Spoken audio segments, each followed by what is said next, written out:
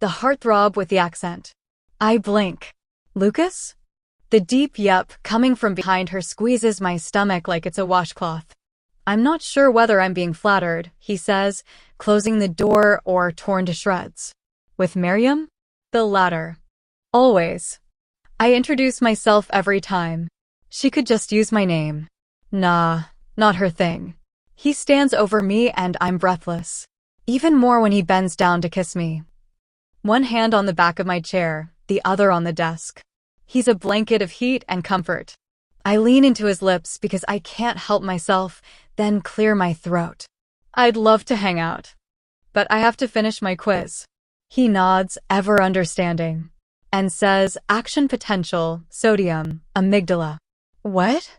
The answers to the 3 questions you have left. He crosses his arms and looks down at me like he's never, not once, fallen for someone's lie. What's going on, Scarlett? Nothing. Why? Why? He huffs, amused. You're not good at this. No more than I am. At what? At playing fucking games. He's right. It's why we like what we like and each other. Structure. Negotiations. Agreements and predictability. I'm just catching up with schoolwork. We're so close to Pac 12. His fingers pinch my chin like I'm a child, leaving me no choice but to meet his eyes. I don't know if I can stand it. It's that pressure again. A constant threat of tears. I left this place 2 weeks ago. You were happy and fucked out and half in. He breaks off. A muscle in his jaw twitches. Are you okay? I nod. But can't bring myself to say a single thing. Hey, he tells me, tone shifting to real concern, searching, weighty. You don't have to pretend. You don't have to come up with some bullshit excuse. It's just me. It's true. This is Lucas, and he loves the truth.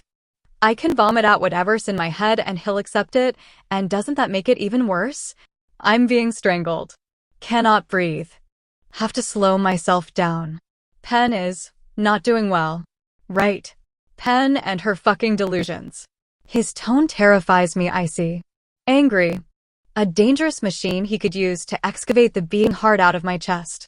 Did she ask you to take a step back? No. No, the word is, at once, out of his mouth before I'm done answering. And spoken in the most unhurried of ways. All on your own, then. She's my friend. I run my palms down my bare thighs. I don't think she could handle that you and I. You and I? His smile is a little cruel. Come on, Scarlett. What are you and I doing? Are you ready to finally say it? I stare down at my legs, hoping the words will roll out easily when I'm avoiding his eyes. But no. Until she feels better, maybe we should pull back. Or focus more on the physical part of our relationship. Lucas doesn't answer, not for a long stretch, and when I give up and tilt my head up at him, his gaze is cataloging, all-seeing. Now, he asks, what? Do you want me to fuck you while pretending that you're not the person I feel closest to in the whole fucking world now, Scarlett? Or another day. I don't know what cuts deeper, the words. Or the chill in his tone. If you want to, now we can. I want. He sounds mocking, even a little contemptuous, but his hand is gentle enough as he pulls me out of the chair. Am I allowed to kiss you? His smile is bitter. Would that be unfair toward Penn? He's angry, and anger doesn't go well with power exchange. I just have to decide whether I care. Of course you can kiss me. But he doesn't. He pushes me onto the bed, belly down, and his strength vibrates throughout my body. And we haven't even started. Or I haven't. Lucas has pulled my shorts down to the bottom curve of my ass. I didn't bother with underwear after my shower and feel the heat of skin against mine. His fingers tangle in my hair, lifting my head until his other palm is right in front of my mouth. Get it wet. What? His grip tightens on my scalp. Since when do we ask questions, Scarlett? Oh my God. I'm sorry. A hard slap on my ass. If I tell you to do something, you just fucking do it. Lick it. He's rough, which addles my brain. I'm so turned on, I can feel the smear of it between my thighs. I part my lips, running my tongue up the center of his palm. Again. I repeat it 4 or 5 times. When he deems his palm wet enough, he pulls back, and then I feel the thick denim. The rhythmic bump of his knuckles against the soft part of my bottom, the sticky wetness of his skin dragging over my lower back. He's just jerking off. Using my body barely. I'm at his disposal. Any disgusting thing he's ever thought of, he could do with my blessing, but he doesn't take advantage. It's detached like this, like I'm a canvas. Nothing more than a picture he found on the internet, some faceless, nameless girl he doesn't care about and never will. His grunt when he comes is familiar, embedded in the back of my brain. I squeeze my thighs together and my eyes shut, hiding my face in the cotton sheets. A dip in weight, the bounce of the mattress. He's leaving. My heart sinks for a flurry of reasons that have nothing to do with the fact I'm this worked up, and he won't make me come. Then his shirt hits the floor and relief floods over me. He presses a kiss between my shoulder blades, long and lingering, a stark contrast to the clinch of his hands around my waist as he arranges me. His fingers dip in the cum at the base of my spine. And he asks, "You know what I like about fucking you?" I shake my head. "You'd let me do anything, wouldn't you? You trust me that much. You're just that perfect." It's Lucas who's perfect. Who knows how to push my boundaries but never cross them. To make me hurt just enough to feel good. Maybe we're just perfect for each other. More valid than sharing the same sexual. "What do you say if you want me to stop?" he asks. But I'm distracted. His hand slides down my back, between my ass cheeks, smearing his cum against my hole. My breath catches and I squirm.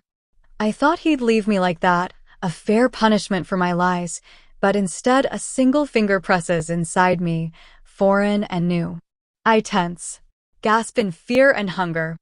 It's all messed up, blended together in my heart and in my belly. The fullness aches, a slick, perfect burn. "Lucas, I've never done this." He knows it.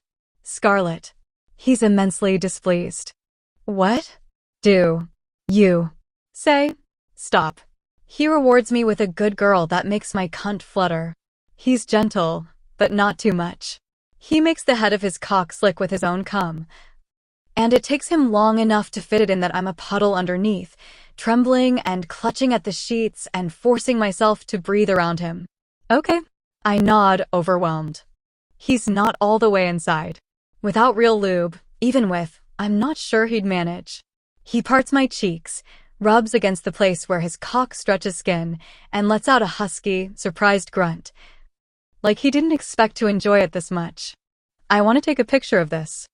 I twist my hips, searching for something, not sure what. It's too much. No room.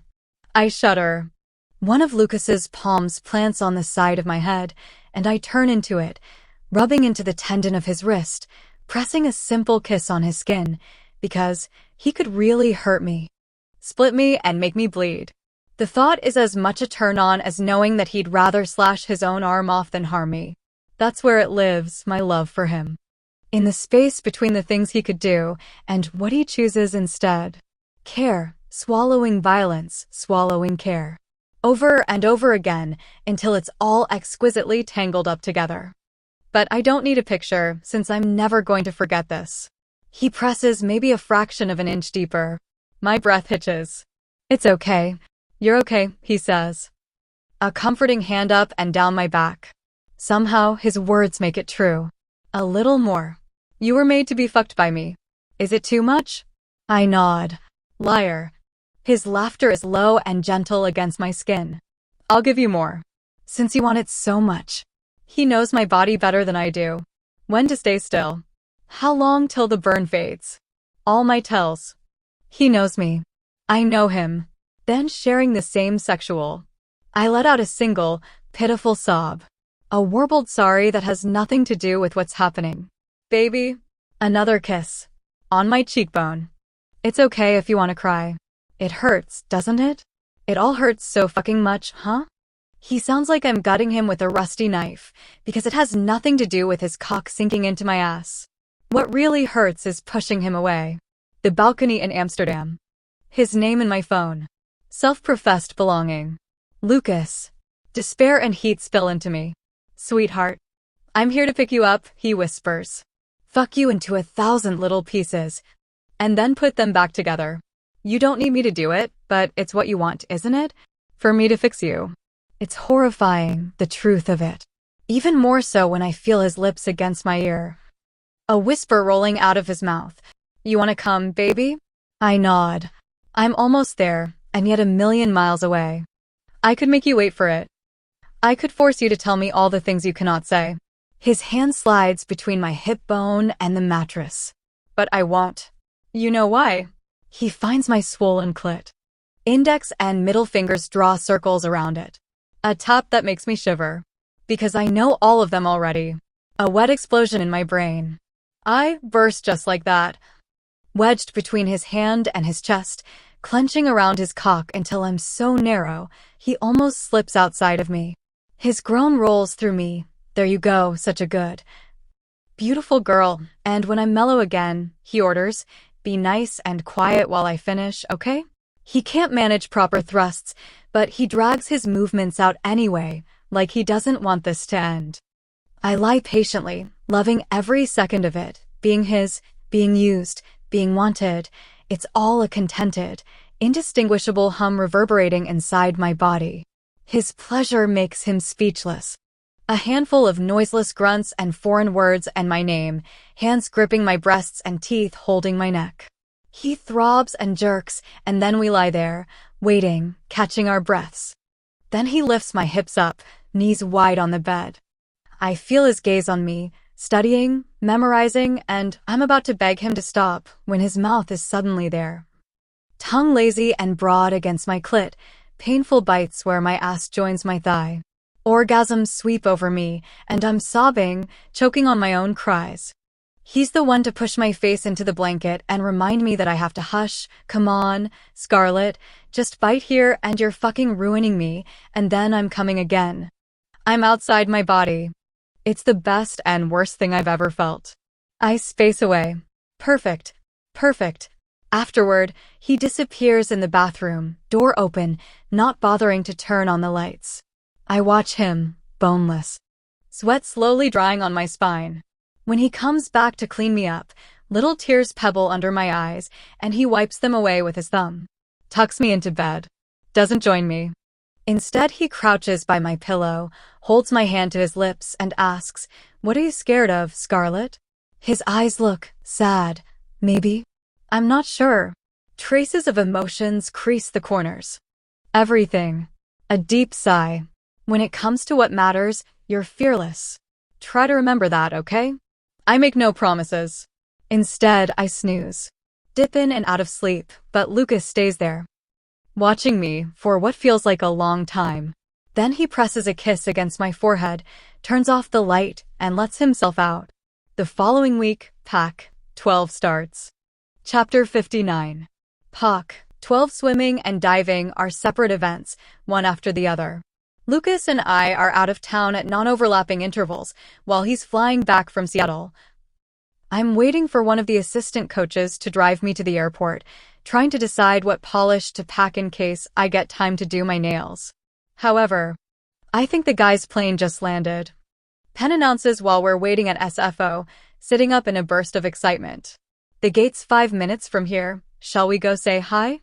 Yes, Bella says, followed by Bree's blase, sure. In a plot twist rom-com writers can only aspire to achieve, Bree and Dale broke up over a yet-to-be-revealed conflict, while Bella and Devin are still dating. Once again, so many questions. And absolutely zero way of asking them in a tactful way. Penn's eyes meet mine in one of the many. I guess we cannot speculate about this now, but boy, will we be discussing later looks that we exchange on a daily basis. Let's go. Should we bring our bag? Bree asks. Good question. Penn turns to me. Do you mind keeping an eye out? I shake my head, pretending it doesn't make my stomach feel like it's full of metamorphic rocks. When the girls return, I don't ask who they met or how it went. It feels a little like the first meet of my career. Weird, when I've recently returned from a world championship. But my mindset has evolved more in the last few weeks than in the previous 3 years. New, more intentional choices. No perfect or nothing mentality. My brain, finally able to go quiet. When I started out the academic year, my dream was to qualify for the NCAA tournament. I'll have done good if I manage, I told myself. And poorly if I don't. I'm not sure I still believe that. In fact, I'm certain that I don't need to qualify for anything to consider this year a success. The real NCAA qualification spot was the mental health we gained along the way. What did you say? Vandy? Oh, nothing. I finish warming up my quads and smile at Penn. Ready? We place first in the 10-meter synchro event. This is the best day of my fucking life. Penn whispers after we step on the podium. It's not hard to hear her, even over the applause. She cries. I cry. We take a million selfies. Tear up some more. Sandwich Coach Seema in a giant hug. Celebrate with the twins, who got bronze on the 3-meter synchro. FaceTime Victoria and tell her that it's all due to her training. Have ice cream. Pass a shop that says temporary henna tattoos and... No, I say. We have to. No. Yes, Vandy. No. It's a sign. It's destiny. God and our ancestors and Emily Dickinson want this from us. We can't. Not only we can, we must. We settle for 2 divers entering the water side by side, and the words diving besties underneath, on my right and Penn's left shoulder. The employee, a teenage boy who'd rather be playing Fortnite, looks at us like we're the least cool people he's ever encountered. He's not wrong. It's not until later that night, when we're brushing our teeth next to each other, that I notice something weird. Penn. Yeah? How do you spell bestie? BSD.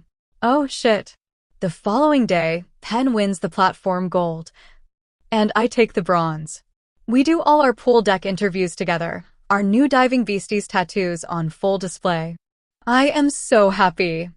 I need to take a minute alone in the bathroom to relearn how to breathe and iron my cheeks out of this unsustainable, too wide smile. The following week at the Zone E meet, we both qualify for the NCAA. Chapter 60. Unknown. I see you've been following my advice. I stare at the text, trying to recall the beware of scams and phishing email Stanford sends every quarter. Unknown. It's May, by the way. I laugh. Save her contact. Scarlett, I have. Thank you so much. I chew on my lower lip before adding, is it okay if I send you a couple of TiVos? I'm not super happy with my arm stand. MBI, I thought you'd never ask. The men's swimming and diving NCAA championship is separate from the women's portion, because I have no idea. But I'm glad that in 2 weeks the men will fly to Atlanta, and in 3 weeks the women won't. For the first time, the women's tournament will be at Avery. The luxury of it. Penn size. No new pools. No jet lag. No having to put on compression socks for a flight. She studies me, narrow-eyed. You use compression socks? You don't. How old are you? Shut up. She shakes her head. At least I know what to get you for your next birthday. The lead up to the NCAA hits different, electric, a center of gravity. Ready to gather the crackle of energy accumulated during the season. Divers don't normally take breaks before big meets, and aside from reducing strength training, our routine doesn't change. The twins, though, didn't make the cut for any NCAA event, which means that their season is over, and their presence at practice is optional. It's just Penn and I. And while the number of times we get our bodies wet is well into the triple digits, our tattoos persevere. At least 2 journalists have commented upon them. In written pieces. That can be read on the internet. By any individual. I quietly pray that med schools are too busy to Google prospective students. There are so many parties I lose count. Over 30 swimmers have qualified for the NCAA championship, and they're all in taper. A tapering swimmer is a dangerous thing.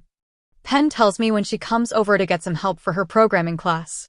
She has been feeling much better because of our wins and because time does heal all wounds. This morning, when Theo texted her to congratulate her, she rolled her eyes and blocked his number. How so? So much time and energy on their hands all of a sudden. Lucas goes nuts. He'll pace. Gaze longingly at the pool. Wash his hands a lot. Wake up earlier and earlier.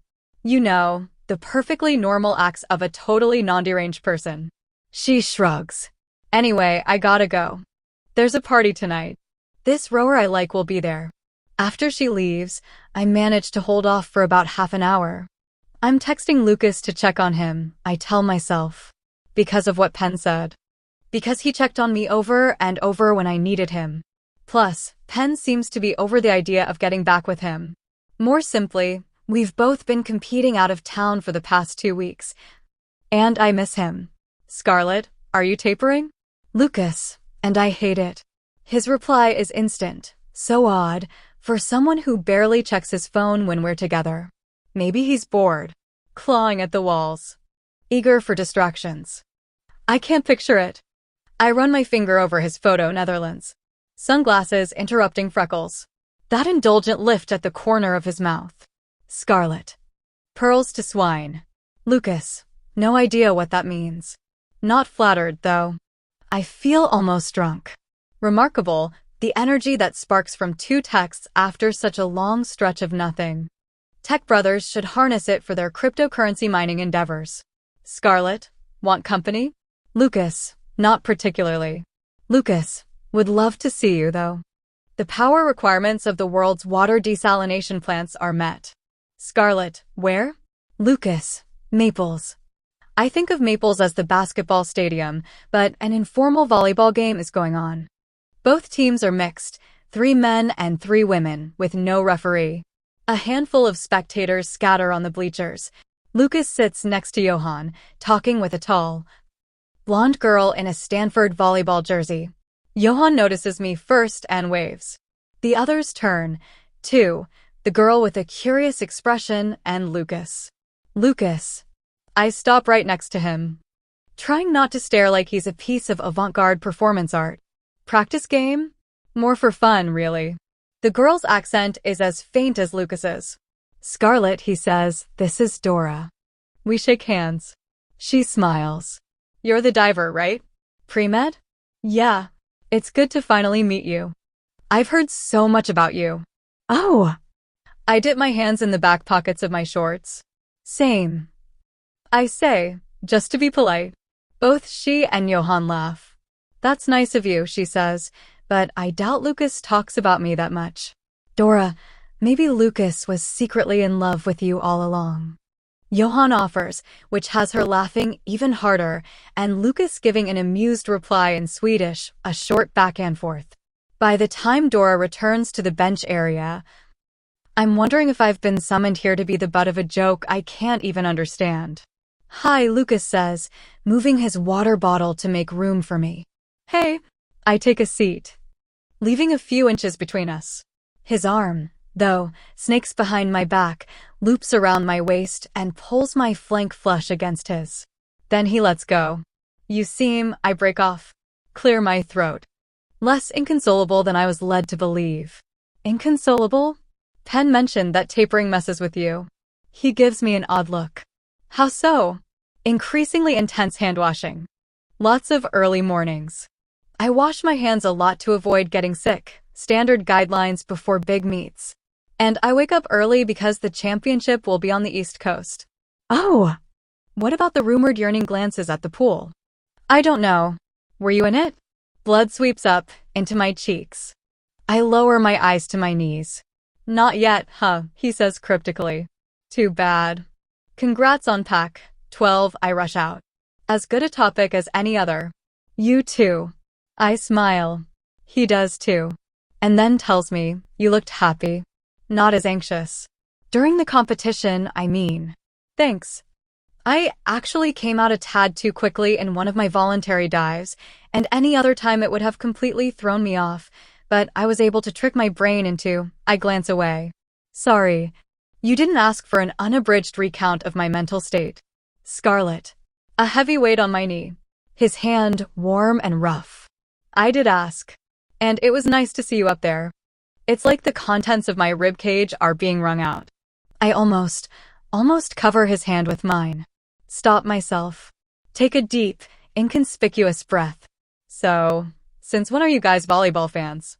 Since the party we were at got very boring, Johan says from the other side of Lucas, who drinks from his water bottle and then offers it to me. I take a sip, even though I'm not thirsty. I missed him. So much. That guy over there? He points at a tall, dark-haired man on the court. He invited us. And the game had the advantage of not taking place in a frat house, Johan adds. The name on the back of the shirt reads Torvalds. Another Swede?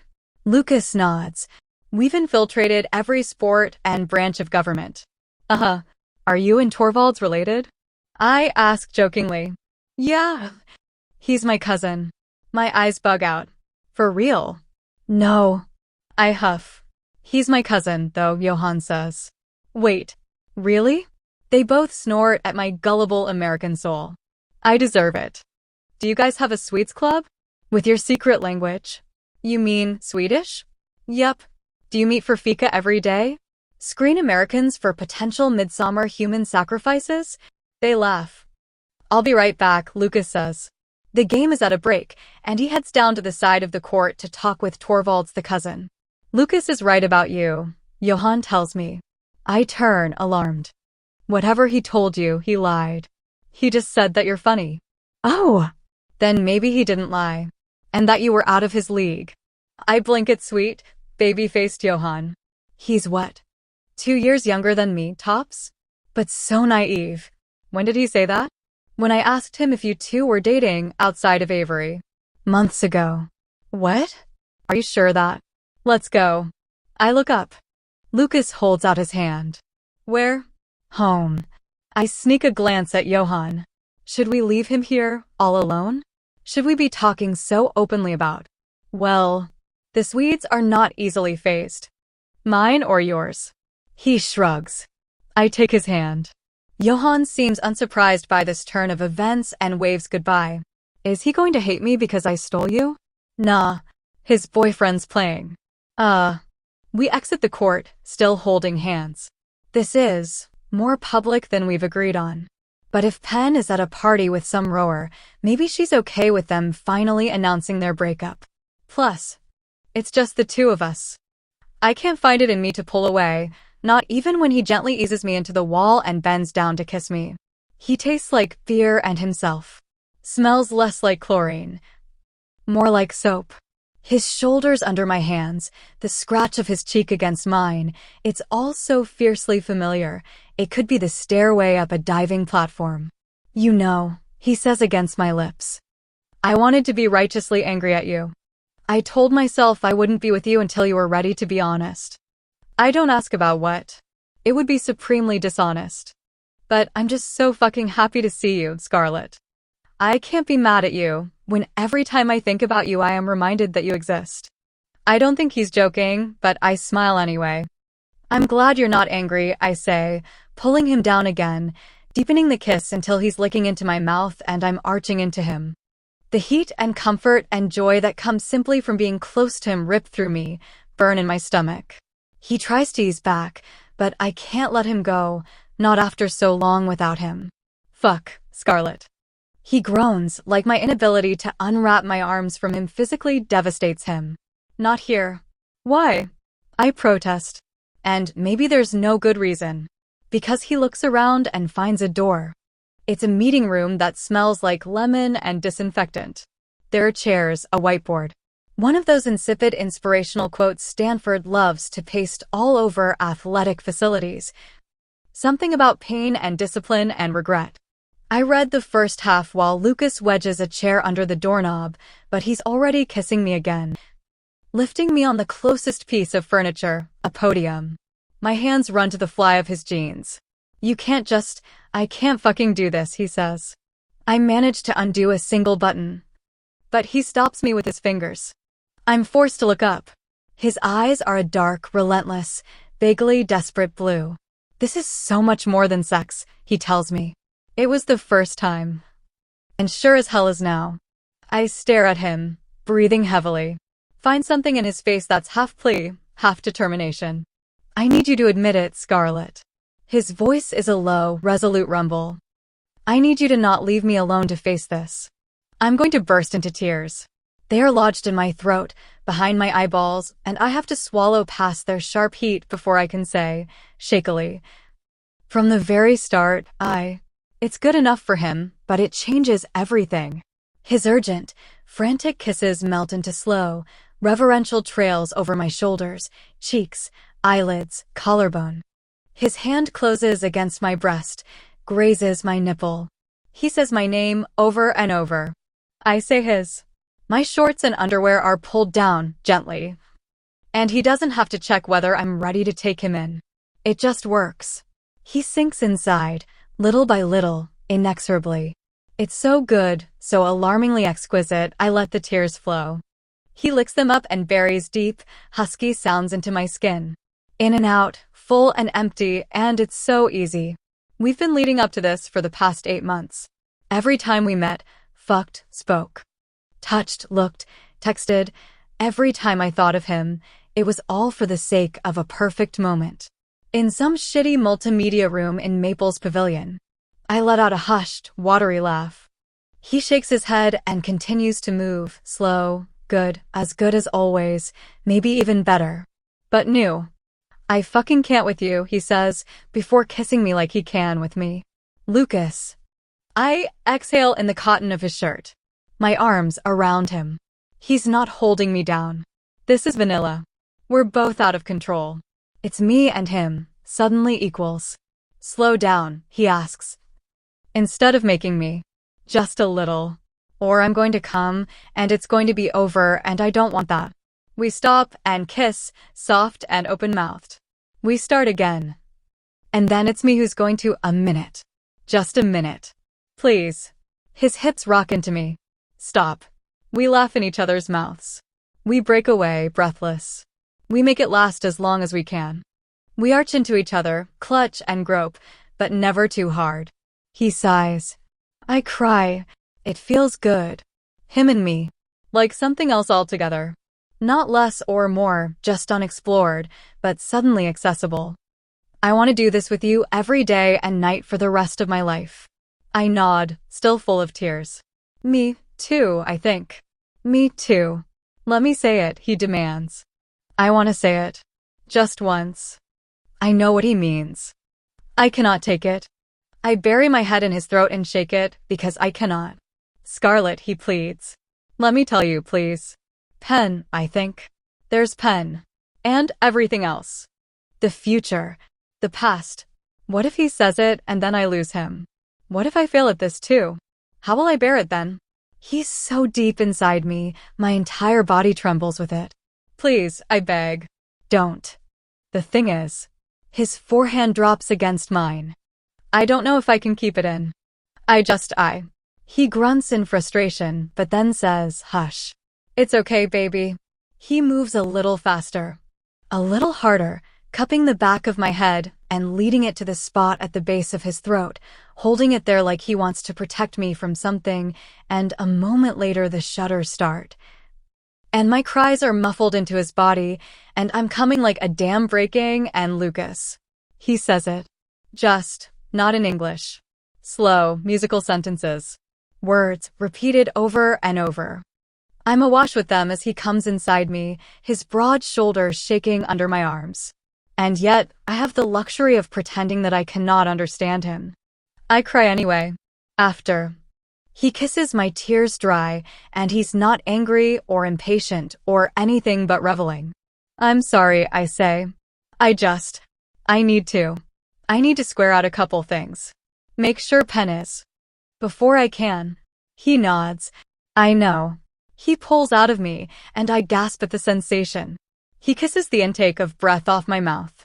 It's okay. We're going to figure it out. He huffs a small, rueful laugh, catching himself. His hand touches my cheek, and then he straightens my clothes, scattering kisses on me like breadcrumbs. Let me take you home, Em. Buzzing startles me. Lucas finishes zipping up my shorts and pats the pocket of his jeans, looking for his phone. Pen, he asks, a tinge of impatience in his tone. There was no ring on. Which means that he must have deactivated the emergency bypass. He tenses. Pen's sobs are so loud, even I can hear them, and he's saying things like calm down and where are you? And slower. Come on. He tells me after hanging up, taking my hand. We need to go get her. Chapter 61. It's a weird setup, Pen and me in the back of the CR while Lucas drives. I'd throw out a joke about his Uber driver career, but humor would no more benefit the situation than picking up a serial-killing hitchhiker. I didn't do it. Her sobs have slowed to quiet sniffles. You believe me, right? I squeeze her hand tight. Yes, of course. The more I think about it, the surer I am. Penn is no fool, and she certainly wouldn't jeopardize her NCAA eligibility by taking banned substances. When did you get the AAF? Lucas asks. The what? The Notice of Adverse Analytical Finding. I whisper. Right, duh. Sorry, I had a shot on an empty stomach. I feel like a boulder just dropped onto my head. She rubs her face. Half an hour ago. I was at that party with Vic, but couldn't find her, so I took out my phone to call her and the athletic director emailed me and Coach Seema. It's from the Pac-12 sample. Not even a random test. Lucas nods. When was the previous time you got tested? 5-6 months ago? Diving nationals. And your diet hasn't changed? No new prescription medications? Drug use, vitamins, supplements. Penn gasps. Lucas, you know me. I know very little about your daily life by now. He says it without inflection, but it ticks her off enough to twist her hand out of mine. She leans forward, gripping the headrest of his seat. My brain hasn't turned into clam chowder in the past year. I know how easy it is to get a positive doping test. I would not take unregulated substances without running them by the team physician. He nods, unfazed by her defensiveness. What are you positive for? I didn't. She slumps back, bare arm brushing against mine. Anabolic steroids? Where the fuck would I even get those? Do they think I'm cooking meth in my laundry room? And this was the A sample? Yeah. Jesus. I don't even. What's going to happen now, Luck? Back when they tested you, they took a B sample, right? Yeah. It's a process all DI athletes are intimately familiar with. Chugging down gallons of water to pee in front of some lady who needs an unobstructed view of me filling a plastic beaker has been part of my life for years, and I barely register the unpleasantness. Every time, we're asked to fill 2 bottles. The A sample is used for testing. B is frozen. If the A sample comes back positive, B is used for retesting when the athlete contests the results.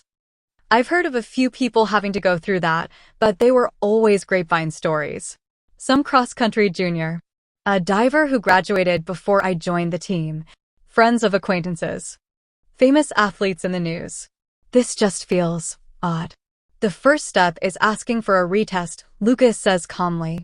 And maybe a lawyer. A lawyer. I'll ask around. What did your coach say? He hasn't replied. Even if we ask for a retest, the NCAA championship is coming up. Will it get done on time? Or I could be disqualified, and she breaks off, fat tears sliding down her face. And I pull her into me. You have a window of 24 hours to ask for a retest, right? Lucas asks. Yeah. Is Stanford taking care of that, or should we? They will. Okay. Lucas nods, and the knot of tension in my chest slowly loosens. It's the way he lays it all out: plans, timeline, to-do list. For now, don't worry about it. You have not taken steroids. There's something else going on, and we'll get to the bottom of it. Focus on sobering up. Sleep on it. I'm not going to be able to sleep until this mess is over. Penn wipes her eyes. How am I supposed to function while I wait? What am I even going to do if I can't dive? I'll take you home, and he stops when I catch his eyes through the mirror and shake my head. I can only imagine how scared Penn must be. We athletes build our whole identities around competing, and I know firsthand how destabilizing having it ripped away can be. It's clearly already messing with Penn's head, and I definitely don't want her to have to deal with it on her own. I don't think you should be alone, I say.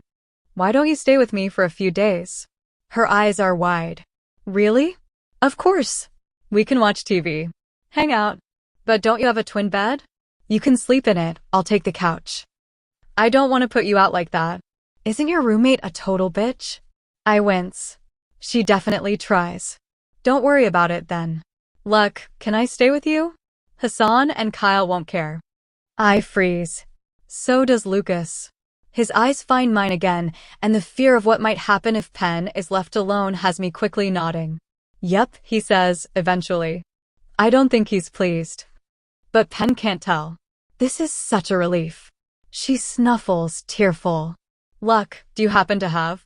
He's already holding a box of tissues out to her. 5 minutes later, they drop me off at home. Victoria declares, yes, the 3 forms of torture. Nail pulling, waterboarding, and waiting for a WADO-accredited lab to do what they're paid for. Coach Seema side-eyes her. But there's a grain of truth in that. The procedures for retesting are soul-suckingly lengthy, even sped up to give Penn her fair shot at the NCAA. Morale is 6 feet under. The days crawl. High-strung. Assistant coaches mumble among themselves, stop when I walk by. I catch one of the water polo players peek into Penn's locker, hoping to find a stash of syringes and hormone vials. On Tuesday, after I mess up a running forward and get a mild concussion, Coach Seema tears into me about being irresponsible and then gruffly apologizes when the doctor sends me home with orders to rest. Penn is heroic, I tell Bree on Thursday. Watching Penn do a perfect reverse 2.5. She's been holding her head high, showing up for practice, giving her best. No shit. I'd be a bug drowning in puddle water. I put myself in her shoes and cannot imagine functioning as well as she does. We are together a lot, practice, meals, study hours. Whatever time is left, she spends with Lucas. He and I have agreed that Penn needs us and that she shouldn't be left alone. And yet, jealousy, I remind myself, is ugly. Envy, uglier still. All the more when it's directed at someone in need. Penn is my friend, and I'm proud of Lucas for being solid and dependable, for accompanying her to the doping lab to witness the opening of the B sample, or to listen to a lawyer, exploring options. He makes sure that she's sleeping and eating and staying healthy. If his support of an ex in need were half-assed, I'd respect him much less. Still, I miss him. When we text, it's mostly about her. Is she okay? Need anything? I'm dropping her off at Avery. Okay, I'm here. When he leaves for his NCAA championship in Georgia, Penn moves back into her apartment, and so do I. We share her small bed. Laughing at the way we kick each other during sleep. We avoid compulsively checking our emails. We watch Lucas being his obnoxious, winning self. Just another day at the office, I muse. Watching him hoist himself out of the pool, a handshake and half-hug with the Cal guy who came in second. Water slushes down his tattoo, over the tech suit. He leans in to listen to Coach Urso list the things he did wrong, even after winning a race. He barely even smiles. When he does, it's not real. I know the difference. He dominates his sport so much, and yet cares so little. Penn scowls. He makes everything look breezy. But when he was younger and having issues, you weren't there, but I saw how much it fucked with his head. He does care. I used to assume that Penn was familiar with the depths and shallows of Lucas and knew things he wouldn't show me. Now, I realize that her perception of Lucas is stuck. A 16-year-old boy, instead of the man he has become. That night, my phone vibrates. Everything okay? Penn breathes softly next to me. Yep. She's sleeping. Lucas, you? Scarlett, not sleeping. Lucas, but are you okay? Scarlett, yeah. Shadows of tree branches model the ceiling. Scarlett, Lucas? Lucas, yes? Scarlett, congrats on winning your last race in the US. Lucas, thank you, Scarlett. Chapter 62. Campus IS overtaken by athletes.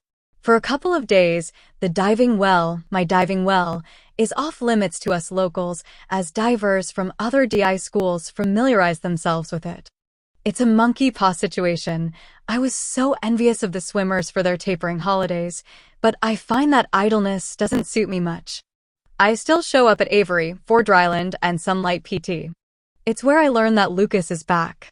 I see him in one of the offices, talking to the athletics big shots who only show up when we win something, and my heart flutters in my throat. The happiest hummingbird to ever fly. Later.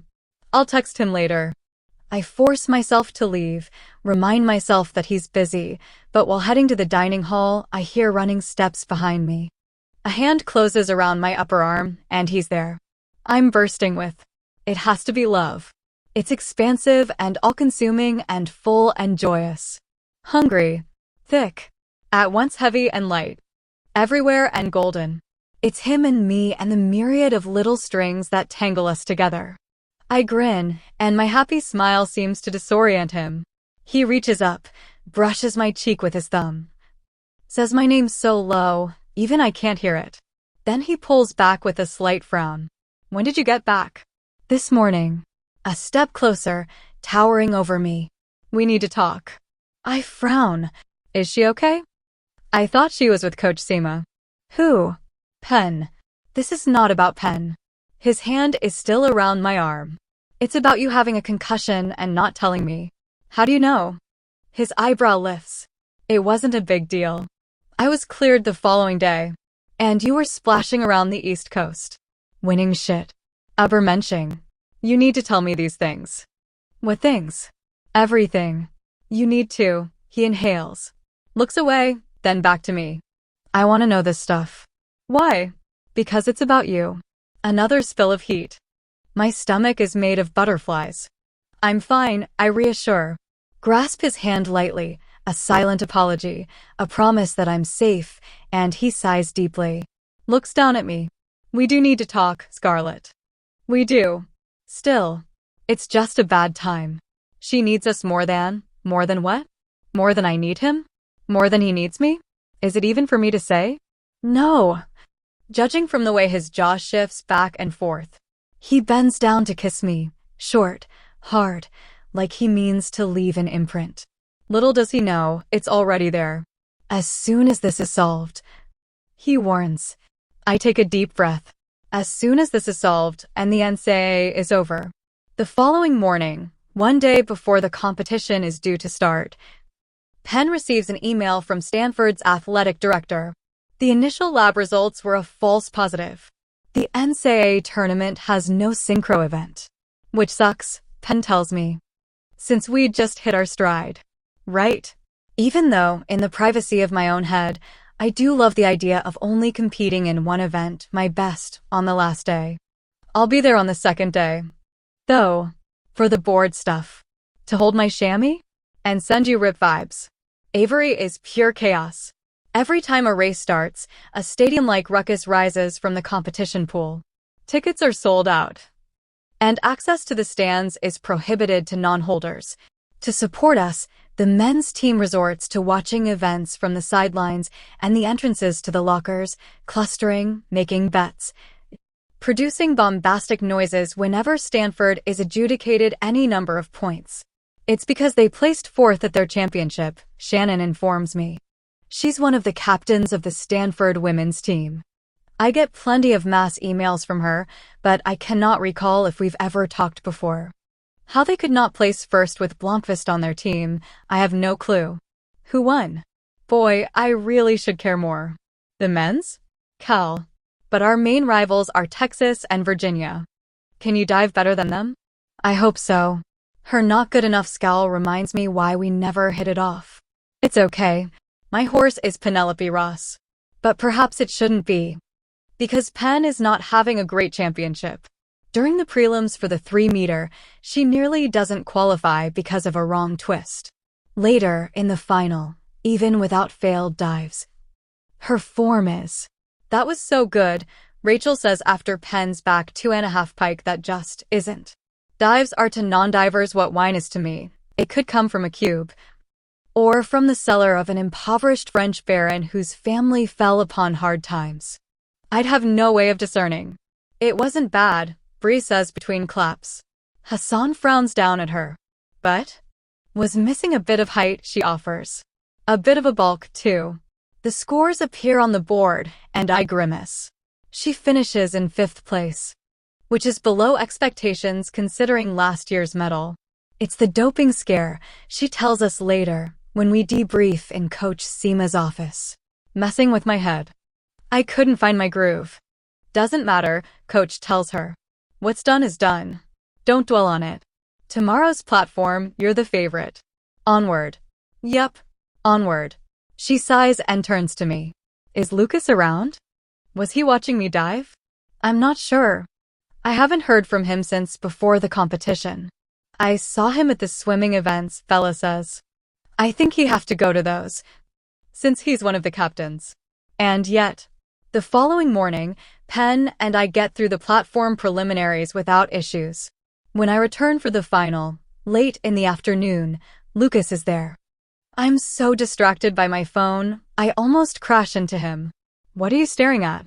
Barb sent a video of Pipsqueak saying good luck. I show it to him. To his credit, he looks immensely charmed. You like dogs, right? I ask. Is it a deal breaker? I'd never thought about that, but yes, it is. I love dogs. I'm just not sure Pipsqueak qualifies. I'm considering whether letting her rip off Lucas's face is a legitimate defense of her honor when Miriam texts, I'm in the bleachers. Look for me. I glance up, squinting at the stands. There are no signs of her CK. She texts a minute later, but I spot a familiar face. Lucas? Mem? Is that? He follows my gaze. Yep, sure is. Is Dr. Smith into diving? She once asked me how it was different from swimming, so I doubt it. I think she might just be here to support you. I cut off. A fainting couch moment comes over me. Lucas? I'm still here. Do you know who Dr. Carlson is? Comp bio guy? Yep. I took his class last year. Why? I point at the spot in the stands when Dr. Smith leans her head on Dr. Carlson's shoulder. His hand is wrapped around her waist, and he seems less than enthused to be here. Then again, it might be an improvement from the quiet wrath that's his default state. She mentioned a husband, I say. Is she openly cheating on him? Olive. I nod, flabbergasted. But Lucas's mind doesn't seem to be half as boggled as mine. In fact, he's fighting a smile. Scarlett, I think Dr. Carlson is the husband. I stare, uncomprehending. No. Yeah. No. He bites the inside of his cheek. Honestly, I see it. No. They complement each other. And they do have several publications together. No. He laughs. Are you okay, sweetheart? I'll never be okay again. What are you guys talking about? I whirl around. Penn is behind us. Already wet in her suit. Nothing. Just, this professor, we were doing this research. You need to go shower, Bandy. It's about to start. Right. Thanks. I leave with one last wistful glance to Lucas and feel his eyes on me as I move away. The final begins 10 minutes later. Chapter 63. It's around the third dive that I realize that I'm having the best competition of my career, and it has surprisingly little to do with the scores. I'm light in the air. My limbs find their path to good form. Above all, I'm able to clear my mind. I'm 10 feet above the world, and no one else exists. It's me and the water. Sam's voice in my head reminds me. Your brain is not a muscle, but sometimes you can use it as one. Train it for competition as well as you train any other part of your body. Penn, too, is in much better shape than yesterday, and breezes through her dives. Her first voluntary has a higher degree of difficulty than I've ever managed in competition, and I gasp when she performs it with minimal errors. Her second is an inward, a work of art, and it makes me so delighted, I hug her. I'm giddy about how well it's going for us. And that's why I don't fully grasp the implications of it until the end of the fourth round. I'm in first place. Penn trails after me by a couple of points. If either of you fucks up the last dive. Coach Seema threatens, I swear I'm selling you to the woods people. No pressure, though, Penn mutters. Yes, pressure. So much pressure. But it doesn't frazzle us. Or at least, not me. My last dive is an inward 2.5 pike, the same dive that fucked up my life 2 years ago to this day, and it's good. Not perfect, but good enough. I know this the second my hands knife into the water. I know it without reading numbers. It's a knowledge that comes from someplace inside me that didn't exist a few months ago. Penn's turn is after mine, and she dives well. The cameras follow me around. Athletes rehearse their last dives, get last-minute tips from their coaches, jump in place to keep warm. I dry off my suit, put my sweats back on, and look at the list of names on the board. The competition is not over yet. My phone pings with a text. Smile. It's May. She probably meant to send this to someone else. May? Watching the live stream, and you need to smile. Scarlett. What? MEI. You just won the NCAA. I glance at the rankings and she's right. I'm going to finish first. I need a minute to comprehend the enormity of it. I slip inside, past the pack of swimmers watching the competition.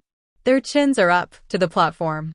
They don't pay attention to me as I make my way into the belly of Avery. A quick turn, a slumped back against the wall, eyes screwed shut till little bursts of gold appear. I cannot wrap my head around it. The person I was 2 years ago. How alone I felt. Scared of being too much, of not being enough, of being imperfect. Surrounded by impossibles. And now I dove. And Scarlet. I blink. Lucas is there, smiling at me. A real smile. Crying again, I see. I hadn't even noticed. I know. He comes closer, palms above both my shoulders. Kisses the tears off my cheeks. It's okay, he murmurs. I'll put you back together. My fingers fist into his shirt. It's just a lot. I know. Another kiss, gentle against my lips. Scarlet. You're brilliant. You're perfect. And I, an outraged, teary voice swallows the rest of his words. Are you two for real? In the orchard where the apples grow, the gentle breeze begins to blow. With every tree, with every bloom, the air is filled with sweet perfume. The branches sway, the sun is bright, as birds take flight in the morning light. Beneath the sky so pure and white, we walk together side by side. And in the rustle of the leaves, a melody that softly weaves. The orchard sings its voice so sweet, a song that makes the heart complete. The orchard song, it calls to me, a melody that pure harmony. With every note, with every tune, we're carried away by the afternoon. The song of life, the song of peace. In the orchard all worries cease. The orchard song.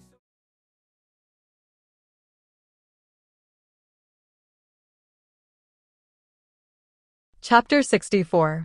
Lucas doesn't turn away from me. Doesn't leave. Doesn't pull back. I know he heard Victoria's question, but he seems unwilling to let it dictate his movements. A statement, perhaps. We're not doing anything wrong. I'm happy here, the way I am. Go away. I respect that. But I'm not certain it's the best course of action, so I press a palm to his chest to push him away. It does nothing. Lucas kisses me one more time at his leisure, lets out an aggravated sigh, and takes a step back. Victoria, I notice when I can finally look at her, is flanked by Bree, Bella, and Pen, of course. For pairs of wide eyes and 4 dropped jaws, all ranging from affronted to disbelieving to shattered. What are you doing, Bandy? Bree asks. She sounds like I just threw her grandfather under a tractor. I'm considering how to reply when Lucas says, tell her, Pen. Pen, though, isn't listening. She's pale, trembling next to Victoria. And zeroes in on me with an expression I can't decipher to ask, did you just want to be me all along? Betrayal, that's the expression. And she stares like I'm the one doing it. To her. What? Because it feels like that, Bandy. Tears start running down her face. Are you in your single white female era? Enough, Lucas says. His hand is on my shoulder, warm and grounding. Pen. They're Scarlet's teammates, too. If you won't tell them what's going on, I will. What is going on? The boyfriend and the gold medal that were mine a year ago are now hers. That's what? Lucas exhales, impatient. I'm afraid of what could come out of his mouth. Of the impact it might have on her. I know you're hurting, Pen, I interject, steadying my voice. But you're still a silver medalist. And Lucas. What about Lucas? Vic asks, inching closer to Pen. Because from my side it feels like he could have at least ended things with Pen before. Pen and I aren't together, Lucas interrupts her. Haven't been for months. He turns to Pen. I went along with what you asked and kept our breakup a secret because Scarlet knew, and she was the only one who mattered. This is where it ends, though. I don't think we should be here, guys. Bella mutters. There must be a general agreement, because all 3 of them shuffle away, Vic with a final squeeze of Pen's arm. You should go, too, Pen, Lucas says once they're out of earshot. Not unkindly. We'll discuss this when we've calmed down. Do you realize how painful this is? She shivers and wraps her arms around her waist, still wearing her wet suit and nothing else. To see you like that with my best friend? You have no right to this reaction. You have known about me and Scarlett for months. In fact, you pushed us together. But it was just you were hooking up, it wasn't. Pen, when you broke up with me, I was clear that I considered my commitment to you over. I told you I'd be there for you as a friend. But you knew from the start that I wasn't going to treat my relationship with Scarlett like a way to pass the time. But I'm the one who broke up with you. A few months ago. You and I were still in love, and now, what, you're in love with two people now? No, I'm not. It drops between the three of us like a body in water. Perfect rip entry. No splashes or noise. Just a terrible, deafening silence. And when it has sunk deep enough into Pen's brain, she turns to me. You just took everything from me. Thank you, Vandy. I shake my head. She's being unfair and irrational, and I know I should be furious at her, but she's so obviously heartbroken, I can't find my anger. I know this is hard to hear, but neither the title nor Lucas were yours to be taken, I say softly. You have to stop, Pen. Lucas's hand tightens on my shoulder. She's your friend, and you're hurting both of you.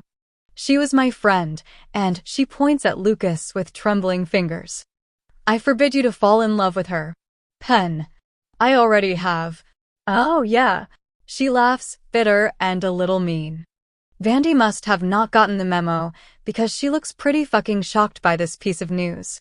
Lucas doesn't glance at me, but his throat works with his swallow. She wasn't ready to hear it yet. This is none of your business. How can it not be my business? You're my boyfriend and my best friend. All of a sudden, it's too much for me. I need us all to take a minute, and I wipe my cheeks with both palms, overwhelmed. Pen, you. I'm sorry, but you're being unfair. And Lucas, I turn and slide away. Toward the locker room, toward the nearest exit. By the time I've turned the corner, Lucas has already caught up. He stops in front of me, blocking my path, hands rising to cut my cheeks. Scarlett. Don't. We are in the same place where I ran into him and Pen arguing last September at the start of school. A cruel joke, that's what this is. I can't go to the award ceremony. Fuck the ceremony. I'm here. Stay with me. I shake my head. My tears scatter. I should have told Pen about us. The second things started changing, I should have. Scarlett. You said it yourself. Pen is being irrational. She needs to get the fuck over herself. But I wasn't truthful. Sam said I should have been honest. I wasn't, and now she's unhappy. I did this to her, and to you. To me. He smiles, amused. What have you done to me? You made me happier than I've ever been, Scarlett, that's all. He tilts my face up. Until our foreheads press against each other. Pen is not heartbroken. She's not in love. This is just possessiveness. She's lashing out because she lost two of her favorite toys. And she wants someone else to hurt as bad as she does. And I've been trying to tell you how I felt for months. And I know it's hard to hear, I know this stuff doesn't come easy to you. But it's out there now. You don't have to be terrified of it anymore. I love you. I'm in love with you. And you're in love with me. We can say it. Lucas. I have been in love with you for so long. And I won't stop. I know it. Lucas. This is it for me. He presses a kiss against my cheek. Remember back in the fall? When I was being a total asshole. Trying to prove to myself that I could exist without you? I can't, Scarlett. I can't be without you. And for the first time in my life, I don't care. I think of you all the time. And I want to make plans with you. I want to talk about the future, and I'm fucking happy about it. Stop. It's the word, our word. The one I never used. And Lucas recognizes it. Because he immediately straightens. After a beat, he even manages to let go of me. You said that if I said stop, you would stop.